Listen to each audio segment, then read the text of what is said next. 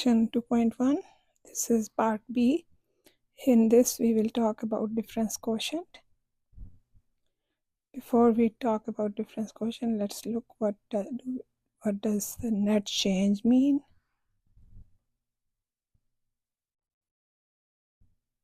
So the net change in the value of the function of a function f of x between the x values x is equal to a and x is equal to b. So remember, the function values are the y values.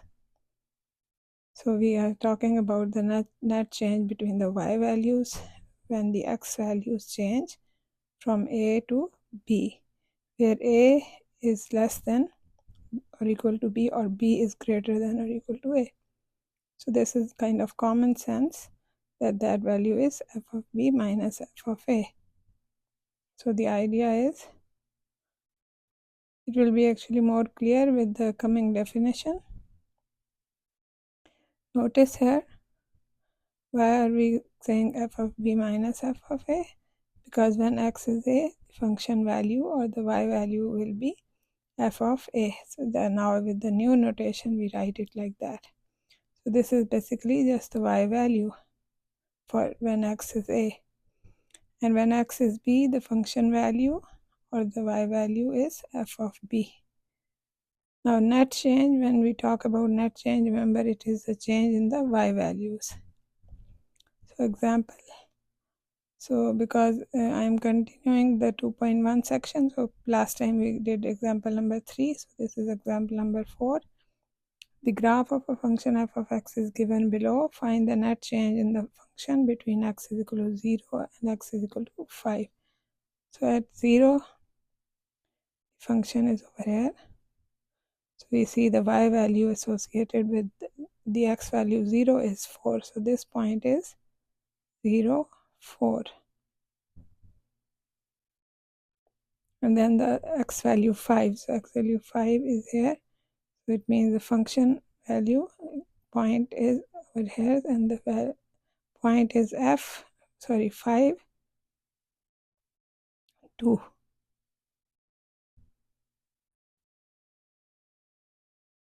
Because f of 0 is 4 and f of 5 is 2.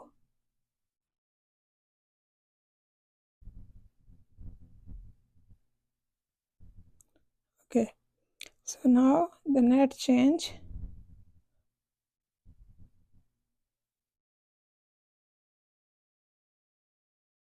will be equal to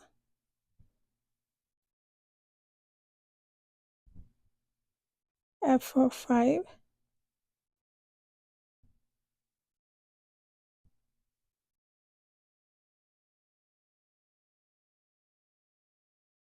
minus f of 0, which is equal to 2 minus 4, which is equal to negative 2. So that is your net change. Now if we divide the net change in the y values by the net change in the x values, we get f of b minus f of a over b minus a. And this is called the average rate of change. So in other words, in this problem, the AROC, the average rate of change, will be equal to, remember it's f of b minus f of a. So in our case it will be f of 5 minus f of 0, or the net change which we already have found, over 5 minus 0.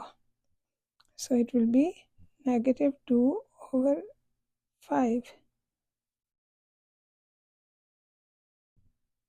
But if you recall, what is the quantity which is the difference of the y values divided by the difference in the x values?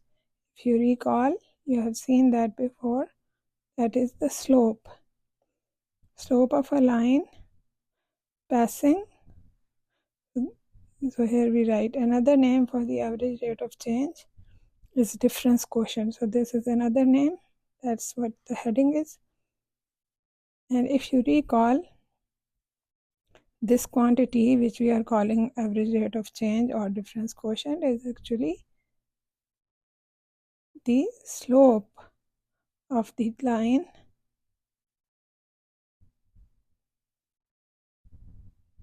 so we can call it of the secant line.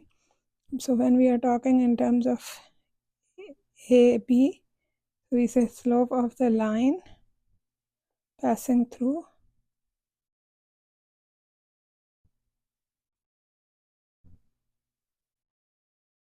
the points. What points? A, f of A and B, f of B. So remember, we used to say x1, y1 and x2, y2. So we were given 2 points, x1, y1, x2, y2. What is the slope formula? So it was m is equal to y2 minus y1 over x2 minus x1. So now just the same thing, but now we are using like a fancy notation. So our x1 is A and our x2 is B.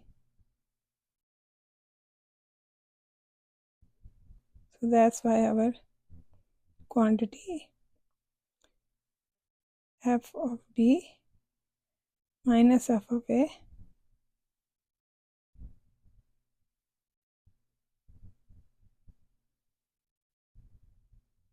over B minus A. What is this? That is just the slope.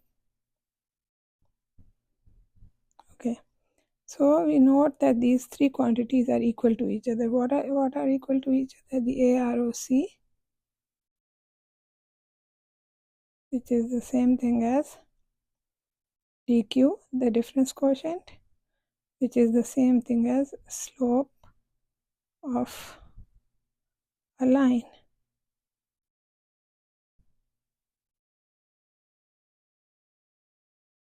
Now often we would want to write or find the average rate of change between the x values x is equal to a and x is equal to a plus h. So what is x and a plus h? Well, there are 2 points, again a at and then a plus h on the x-axis. We have the point A, and then a little bit further to the right we choose x is equal to a plus h. So what is happening here? Why this symbol? Well, this is something that you will see in Calc 1, that this is a useful symbol. So a plus h basically just means just a little to the right of a. So h is a positive number, but a very, very small number like 0.01 or 0.001 or 0.0001. So you can think a is a very, very small number. So the other point B is very close, taken very close to the point A. But because if I do put it here, then I cannot do my calculation and show you the work. So that's why we have blown it up. So the A is here, then and A plus H is there. So there is this much distance between A and A plus H, just to make things look clear and understandable. But A plus H, so now if my x value is A, then the y value will be f of A. And if the x value is A plus H, the y value will be f of A plus H. So that we can write the AROC, the average rate of change between A and A plus H, is f of A plus H minus f of A divided by H. So this is the average rate of change or the difference quotient. Okay. Now note here, we have to use the function notation to simplify the AROC. This is not equal to, if you say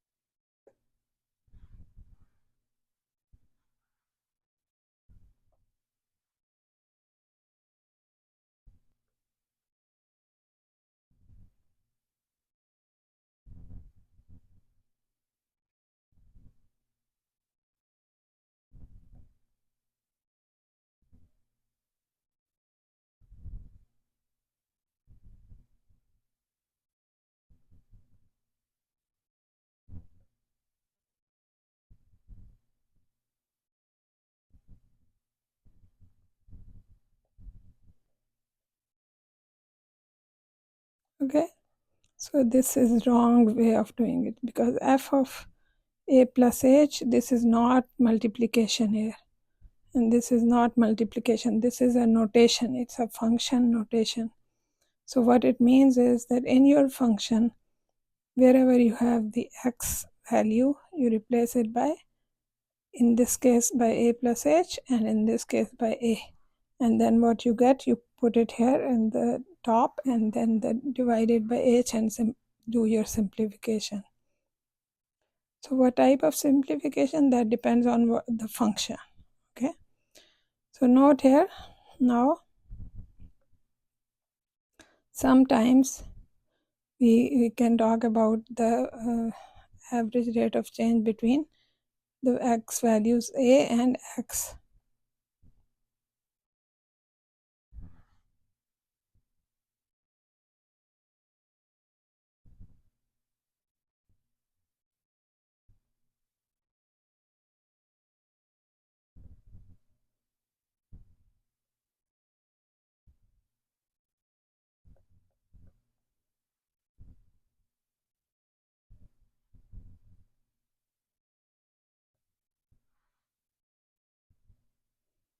So this height is going to be f of a, and this height is going to be f of x.